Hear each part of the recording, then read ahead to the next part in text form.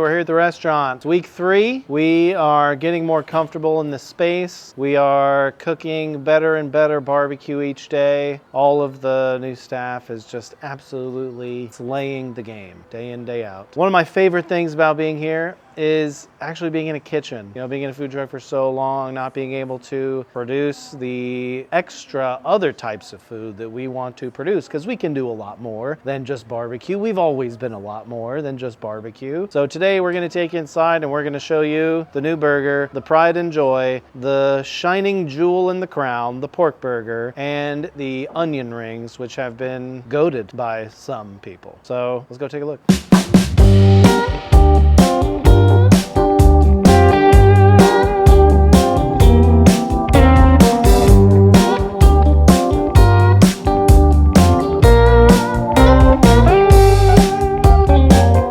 Boom, boom, there's a knock at the door, but don't freeze in your tracks.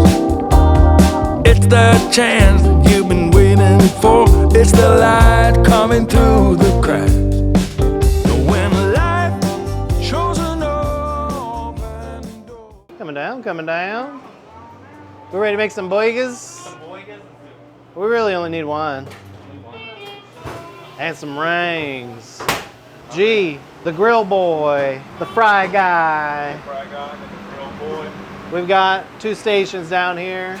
Zach is on saute, middle, griddle. We've got G on grill fry. Got this nice Aztec wood fire grill. We've been firing off a bunch of lamb burgers on the grill today. All the chuck steaks, all the cauliflower, all the carrots, bunch of stuff on here. We've got only one item coming off the fryer. That's how important the onion rings are. Gee, can you tell me a little bit about what is in the onion ring? What we put in the dry mix, how we make the wet mix, and what are the secrets and keys to making the onion rings as good as we possibly can?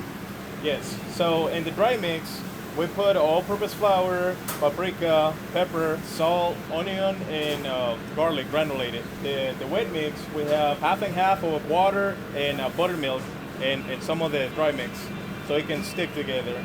And then we pre-wet the onion rings and get them coated and let them sit for a little bit so they can stick once we do the last wet and dry mix. So they go into the fryer.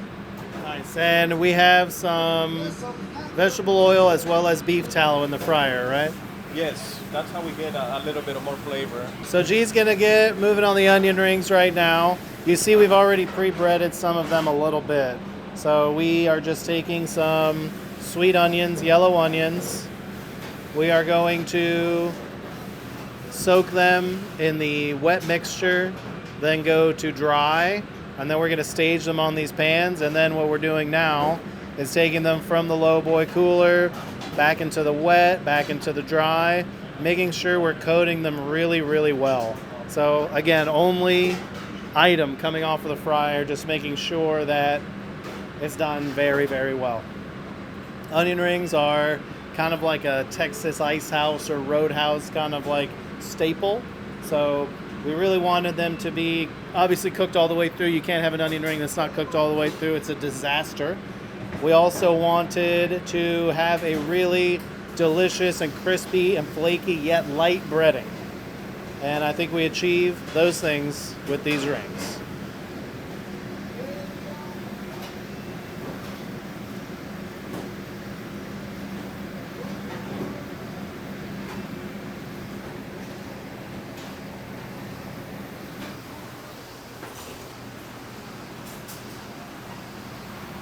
Oh yeah, 375, get them nice and brown.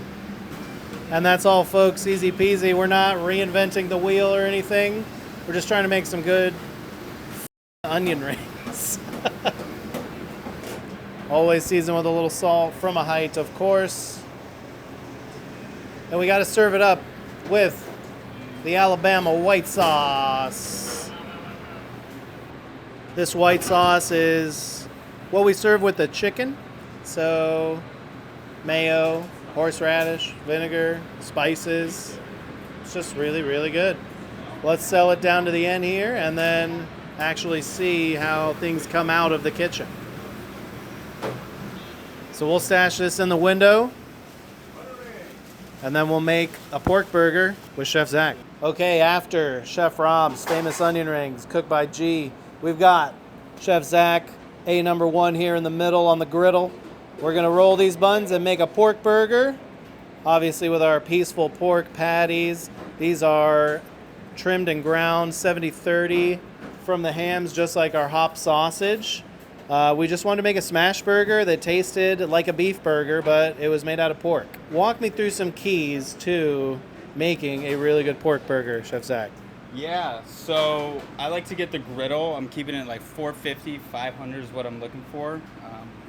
And then I'm gonna take my press here. So what I found is keeping it on the plancha and keeping this ripping hot helps the burger not stick when we go to press it. That's a made-in press. Thank you, Made-In, for outfitting our kitchen with amazing equipment. We love you guys right here in Austin, Texas. Yeah, this has been my favorite one that I've used so far. I get like the perfect distribution. I can kind of like press down into the griddle. So with that, keeping an eye on these guys. Nice toast on both sides. Once I get that, I'm gonna kiss the top, and then I'm gonna take the pork patty. Nice hot sizzle. Press it down. So I'll keep this press on for about 10 seconds. Let that underside get nice and caramelized, and then I can pull the press up at once, and then from there I'm going to season both sides of the patty. Double check. That looks good. That's such a good toast on that bun. Beautiful toast there. Get that medium brown circle. Yeah, so see, letting it sit for just a minute. Beautiful. We'll throw that back right there. Season that side? I am going to season this side. To season both, I like to go pretty heavy. I'm using our Dalmatian rub here. For sale in the retail? Yes, sir.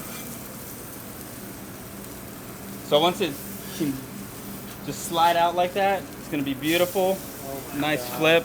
Oh And my right here, Christ. I'm not gonna let it sit long. So I'm gonna top it with the double patty of cheese here.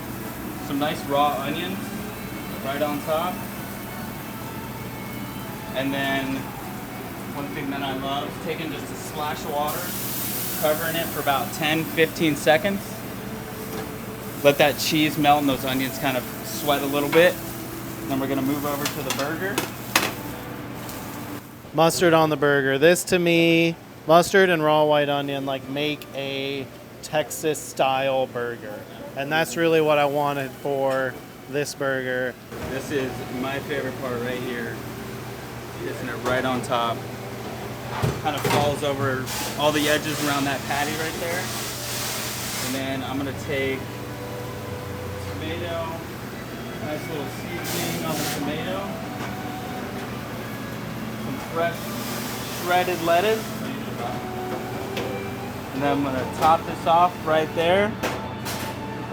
This is the big secret. You just gotta lay the bun right on top. Lay it down.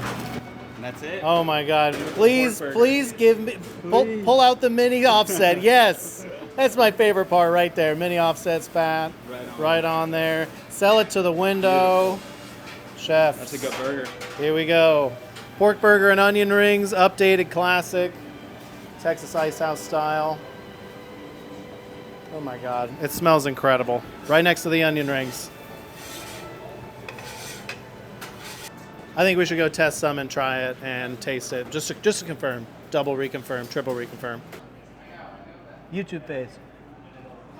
First thing you got to dip into is the onion rings because we don't want them to get soggy or anything. Oh my God, the sauce like makes it. So good. So good.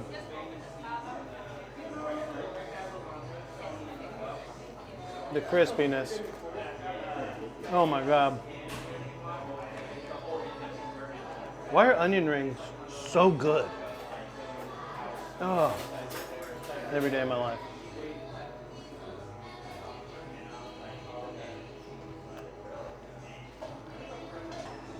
This burger. I've got a serious love affair with this burger going on. So we sell it as a single. You can get it as a double. I much prefer the single because to me it just tastes like a regular, really good, amazing burger when it's a single. When it's a double, I feel like it tastes more like pork. And I really love pork, and I love peaceful pork specifically. But just like this, it just tastes like the best smash burger you've ever had.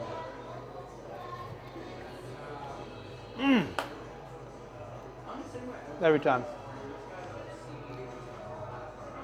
Every time. I gotta get a bite of that tomato. The pork is perfectly seasoned. It's got nice caramelization. The bun is holding everything together. It's a soft, beautiful, delicious Martin's potato bun. The veggies on it just lighten everything. They just lift it up. And then the mustard is just that zing in the background. I love this burger. I love this combination. You can get both of these anytime. Both are on the Anytime Eats menu. Come in, don't have to wait in line. Go right to the bar, order both of these, sit right down. It's not barbecue, but that's what we do. Forget what you've been told.